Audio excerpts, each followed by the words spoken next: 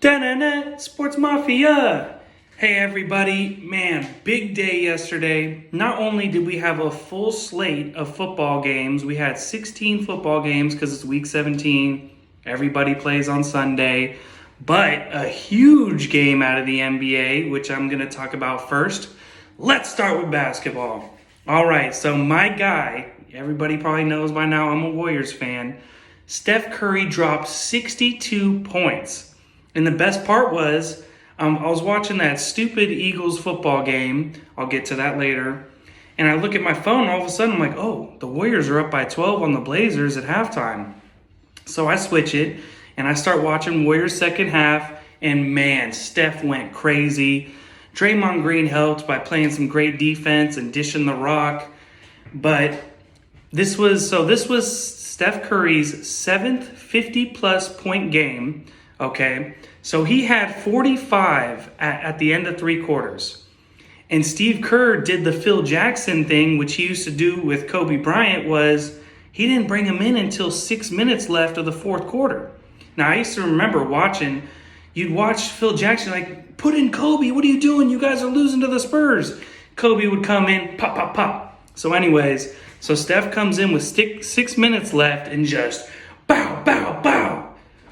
Puts up 62, and so he had 59, and Klay Thompson has scored 60 before, so they were kind of making a big deal, like, oh, is Steph going to pass Klay? And with 34 seconds left, Steph hits a deep wing three, pow, for 62, and then, they're all celebrating, and they took him out. And after the game, Steph references the Jordan meme, from The Last Dance, where Jordan goes, and I took that personally. And then Steph's in the after game show, and Damian Lee runs up and just dumps a water bottle on his head. But so man, that was fun to watch. You gotta watch the highlights right now if you haven't seen it. So other NBA news, not much. The Wizards did beat the Nets, but it's early in the season. These guys really don't care that much. They got 65 more games left. So in the NFL, a lot of games yesterday, but the biggest news was the Titans beating the Texans behind Derrick Henry's 270 yards, which Derrick Henry hit 2,000 rush yards for the whole season. He's the 8th player in NFL history to get 2,000 rush yards or more in a season. And man, that was fun to watch. I had Derrick Henry. He's basically my second favorite running back behind Christian McCaffrey. And so yesterday, a lot of the games kind of went as predicted. Other than that, not much big news. But let me get to that Eagles game. So Eagles-Redskins, right? If the Redskins win, they go to the playoffs. If the Eagles win, the New York Giants go to the playoffs. And, it was a close, good game for most of the game. And all of a sudden, Eagles are down 3 in the end of the third quarter. Jalen Hurts takes them to the red zone down the field. And you're like, okay, if they get a touchdown, they'll be ahead. All of a sudden, Doug Pederson, Eagles coach, he puts in the third string quarterback. Not even Carson Wentz. He puts in Nate Sudfeld. And within 3 plays, Nate Sudfeld throws a pick. And literally, Washington was like, thank you, happy birthday to me, pick. And yeah, Doug Peterson blew the game, and everyone, I had a lot of guys who bet on the Eagles, and they're like, what's going on? Why is this guy purposely blowing the game? So at the end of the game, they're like, whoa, if the Eagles win, we have the 9th pick in the draft, but if we lose, now we get the 6th pick in the draft. And it's like, okay, from an organizational standpoint, from a future standpoint, yeah, that makes sense, but no coaches or players, when they step on that field, do they think about, we want to lose? No. Coaches and players, every time they step on the field, they want to win. Draft picks and future stuff, that's front office stuff. Just like 2 weeks ago, all of us Niners fans, we wanted to lose to the Cardinals to get a better draft pick because we had no shot at the playoffs. But what happened? Shanahan and them boys, they stepped on that field to win the game because when you're a head coach in the NFL, every loss is on your record. When you're a starting QB in the NFL, every loss is on your record. So most coaches, they don't have the ability or, the luckiness to go out there and lose and still keep their job. Like Anthony Lynn.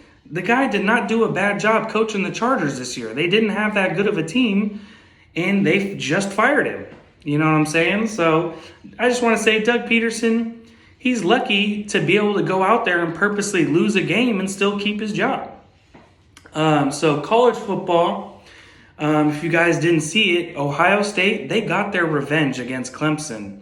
So the national championship is Monday, January 11th, Bama versus Ohio State. Now, if you're a better, the spread right now is Alabama minus 7.5. I like Alabama. I think they just have too much talent.